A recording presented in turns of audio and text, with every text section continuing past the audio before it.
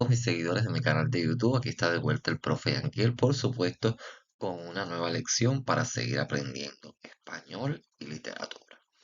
Pues en el video anterior comenzamos a hacer un ciclo de videos asociados al tratamiento de la construcción de textos en español o la redacción de textos escritos. Trabajamos perfectamente la estructura del texto en partes y vimos cómo todos esos párrafos que conforman un texto tienen, por supuesto, relaciones entre sí porque tienen una misma línea temática. Cuando eso ocurre, además del texto cumplir con su estructura, cumple con una característica importante, un aspecto importante que se evalúa en la construcción de texto, que es el ajuste. Y es lo que vamos a ver hoy.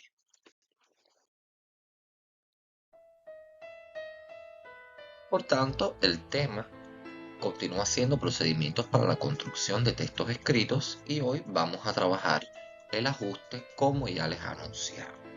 ¿Qué es ajustarse al texto? ¿Cómo se logra? ¿Cómo lo podemos graficar? Vamos a verlo en las próximas diapositivas. Lo primero es tener en cuenta este esquema del ajuste. Cuando yo estoy frente a un ejercicio de redacción, yo por supuesto debo leer la orden del ejercicio. En el encuentro anterior les presenté una y les voy a estar presentando otras posteriormente. Pero una vez que yo leo la orden del ejercicio, la situación comunicativa como le llamamos, debo entonces determinar qué digo a partir de eso. Eso no es más que el contenido. El contenido tributa, por supuesto, al tema. Y ese tema yo lo tengo que elaborar mediante una idea central que me permita comenzar a escribir y que, como les dije en el encuentro anterior, no puede ser repetir la orden de la situación comunicativa. Bien, esa idea central va a ser el núcleo sobre cuya base se amplifican los significados que se irán produciendo y que los respaldan. ¿Qué quiere decir esto? Que no la puedo perder de vista en ningún momento. Bien, vamos a graficarlo en el siguiente texto que dice: Honoré de Balzac es el máximo representante del realismo crítico en la literatura. Vivió las profundas contradicciones entre el capitalismo industrial, el proletariado y la pequeña burguesía, lo que determinó que su obra pudiera recrear en forma artística la organización económica de la sociedad con sus causas y consecuencias. Vamos entonces a preguntarnos lo mismo que vimos en el esquema. ¿Qué se dice en el texto? Evidentemente, lo primero que se dice es la idea central, que al inicio del texto sirve como introducción. Yo la puedo colocar también al final del texto y me sirve como cierre semántico en el desarrollo y me sirve como enlace, pero yo pienso que es muy recomendable y es más cómodo hacerlo al inicio. Fíjense qué original, qué novedosa, qué bien elaborada está esta idea central y cómo las restantes tributan a ella, que es lo que vamos a ir esquematizando ahora.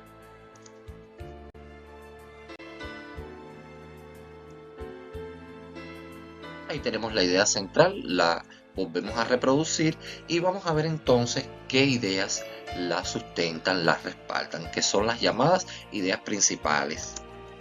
Esas que yo voy colocando muy someramente, que son muy sencillas para poder amplificar un poco la idea central y poder entonces dar otros argumentos. Una idea principal importante en ese texto es que vivió las profundas contradicciones entre el capitalismo industrial, el proletariado y la burguesía. Es la que sustenta el por qué es el máximo representante del realismo crítico. Y hablando del por qué, algo muy importante que debemos destacar. Fíjense que esto es el que dice, ¿verdad? Pero debemos destacar algo muy importante. Después de este punto y seguido que aparece en literatura, no lo podemos perder de vista porque es un enlace entre la idea central y las ideas principales. ya que este punto explica, argumenta la idea central y puede ser sustituido por un conector. Es decir, la idea principal explica la idea central y ese punto ya lo puedo sustituir por un conector que indique que se está argumentando, porque ya que, entre otros, y el texto no pierde sentido. Bien, perfectamente. Luego nos encontramos con las llamadas ideas secundarias. Esta muy sencilla que dice lo que determinó que su obra pudiera recrear en forma artística la organización económica de la sociedad con sus causas y consecuencias. Fíjense cómo el texto está argumentando porque está expresando causas y consecuencias. ¿Por qué se dice que Balzac es el máximo representante del realismo crítico y qué determinó esas vivencias que llevó a su obra, que determinaron en ella? Por lo tanto, fíjense que es muy sencillo, muy cómodo de hacer. Ah, ¿cómo debo hacerlo? ¿Cómo lo debo decir? Como mismo ocurre con este texto, con oraciones cortas, precisas, con un léxico adecuado y sencillo. Lo ampuloso, rebuscado, afea la expresión y evidentemente no aporta nada. Recuerden que hacemos el ejercicio de redacción para ser buenos comunicadores, pero no es el fin de escribir como un poeta o como un narrador. En resumen, vimos, graficando con este ejemplo, que el ajuste al tema no es más que no perder de vista la idea esencial cuando comienzan a construirse las ideas secundarias que lo hacen progresar, y vieron la relación perfecta que existe entre todas ellas con el texto que tomamos como modelo. Entonces, cuando esto ocurre, el texto tiene, por supuesto, unidad. Pero ¿qué ocurre a veces? Que nos encontramos o hacemos o cometemos errores que atentan contra la unidad. Uno de ellos es la pérdida de la idea central. ¿Cómo se pierde? Observen el siguiente texto. Dice: la novela Papá Goriot comienza con detalladas e impresionantes descripciones de ciudades, calles, casas, habitaciones y personajes. Es Rastignac el personaje que protagoniza los sucesos narrados por el autor. ¿Por qué se perdió la idea central? ¿Por qué hay un error aquí que atenta contra la unidad? ¿Por qué puedo perder punto en el ajuste al tema?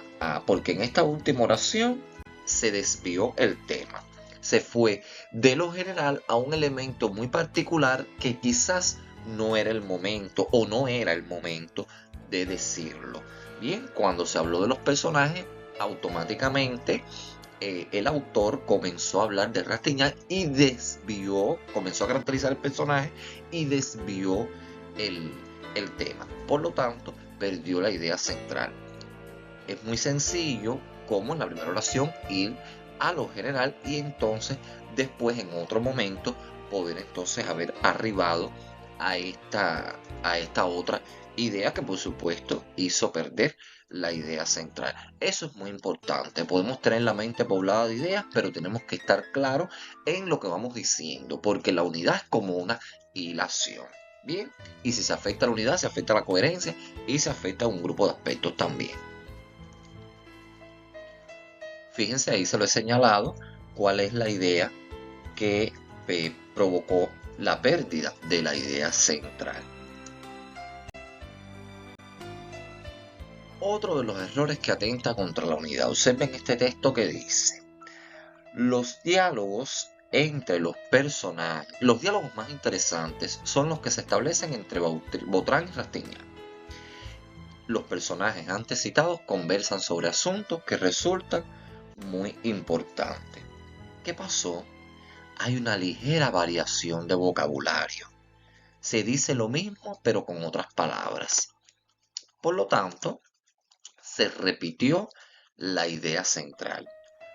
Pero fíjense, aquí ahora es el mismo texto y entre la primera y la segunda oración hay un punto y aparte. ¿Por qué pasó? Se fragmentó la idea central. Entonces, fíjense, ¿por qué se repite? Porque los diálogos, fíjense, son las conversaciones, lo dice debajo, ¿verdad? Entonces, los personajes son Botran y Rastignac. Los asuntos que resultan muy interesantes, bueno, son esos diálogos interesantes que se establecen entre ellos. Por lo tanto, se dice lo mismo.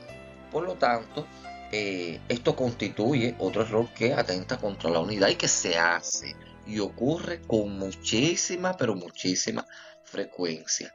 Bien, y eso a veces pasa por el desconocimiento del tema, el poco dominio de lo que pudiera o no estar diciendo en un caso como este que tenga que hablar sobre esta temática. Y otro de los errores es el siguiente, dice este texto.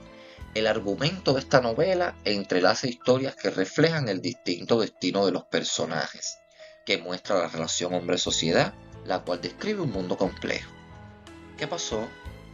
Evidentemente, la idea central está inconclusa porque se va de aclaración en aclaración y no se esboza en una oración temática como vimos en el primer ejemplo, el texto que sí estaba correcto.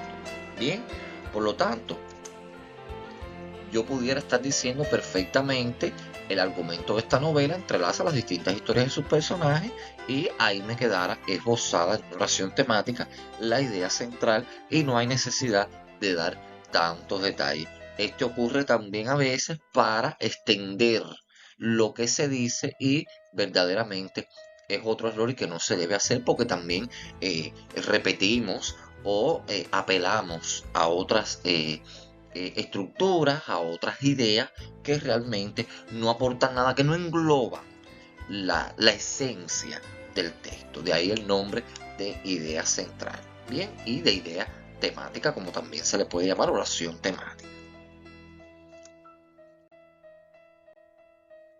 Y si te gustó este video, por supuesto, suscríbete a mi canal, activa la campanita de notificaciones y déjame tus comentarios. En los próximos estaré hablando sobre la habilidad de la argumentación. Pero lo más importante con todos estos videos es que usted no le tema la redacción. Haga la suya, porque recuerde que todos podemos ser buenos comunicadores sin necesidad de ser poetas ni narradores. Podemos escribir decorosamente bien. Hasta pronto.